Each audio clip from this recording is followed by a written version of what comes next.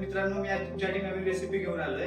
तुम्ही नॉर्मली तर डाळीची पुरणपोळी तर खाल्लीच असेल, तर आज मी तुमच्यासाठी नवीन इनोव्हेशन केलंय. तर आज आपण बनवणार रताळ्याची पुरणपोळी. तर मी तुम्हाला दाखवतो कशी बनवायची ती.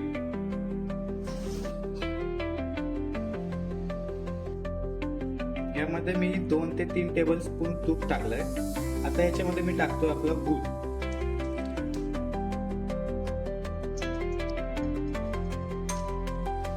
गूळ आपल्याला जास्त वेळ नाही शिजवायचं आहे. जास्त वेळ शिजवलं तर त्याचा पाक होऊन जाईल. तर आपल्याला पाक नाही बनवायचा आहे. या कन्सिस्टन्सी पर्यंत आपल्याला तो रताळ्याचं पुरण शिजवायचं आहे. आता याच्यामध्ये मी टाकतोय वेलची आणि जायफळचा पूड.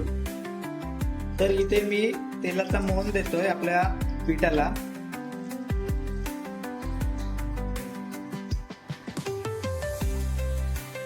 त्याच्यामध्ये आपण पाणी टाकू.